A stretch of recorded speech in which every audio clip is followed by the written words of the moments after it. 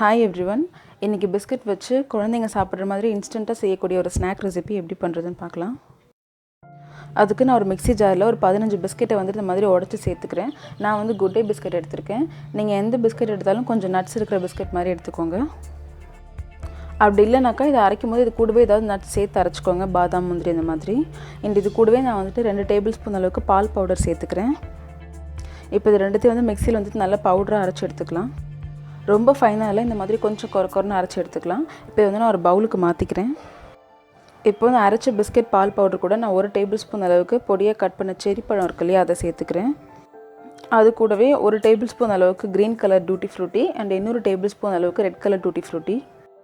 இப்போ இது எல்லாத்தையும் ஒரு ஸ்பூன் வச்சு ஒன்றா கலந்து விட்டுட்டு தேவையான அளவுக்கு கொஞ்சம் கொஞ்சமாக பால் விட்டு இதை கொஞ்சம் நல்லா திக்கான மாவாக கரைச்சிக்கலாம். எனக்கு ஒரு 1.25 கப் வரைக்கும் பால் தேவைப்பட்டுச்சதுக்கு நீங்கள் 2 டேபிள் ஸ்பூன் அளவுக்கு நாட்டு சர்க்கரை சேர்த்து எல்லாத்தையும் ஒன்றா கலந்து விட்டுக்கலாம்.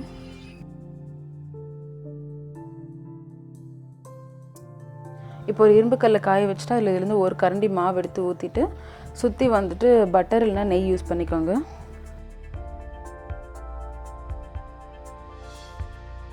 நம்ம எப்போவுமே பேன் கேக் செய்யும் போது எப்படி பண்ணுவோமோ அதே மாதிரி பபிள்ஸ் வர ஸ்டார்ட் ஆகும்போது திருப்பி போட்டு 2 பக்கமும் நல்லா வெந்ததும் அடுப்புலேருந்து எடுத்துடலாம்.